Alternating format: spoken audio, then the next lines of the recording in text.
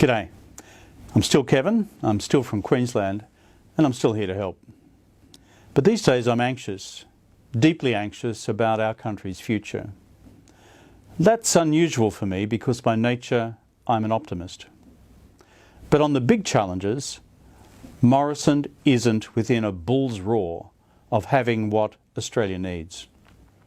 We need a government that can set Australia up for the future, not just spin their way through the political issues of the day. Albo and his team have not only the political opportunity, but now the national responsibility to take Labor to victory. We together can rebuild manufacturing and unlock new drivers of economic growth and new technology. We don't have to become a country of extreme inequality, like America, feeding political extremism and making the country ungovernable. We can carve out a renewable energy future with new jobs and new businesses. Every other developed country in the world's doing that, but the Conservatives just bury their heads in the sand. We face an uncertain future where the balance of geopolitical power is shifting. It's complex, but it is navigable. We need deep thought, not a Conservative government sleepwalking into a future conflict they've done nothing to help prevent. And sadly, we face future pandemics. Where would we be today without the public health system built by Labor over successive generations, federal and state?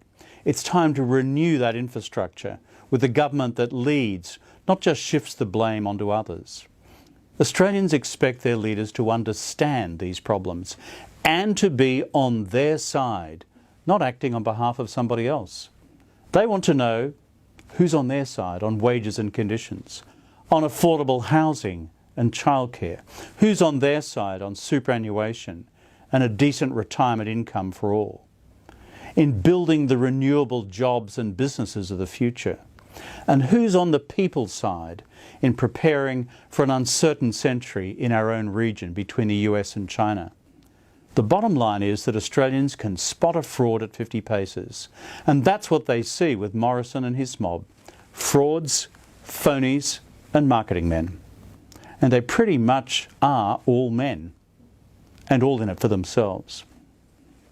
Morrison wasn't on their side during the bushfires.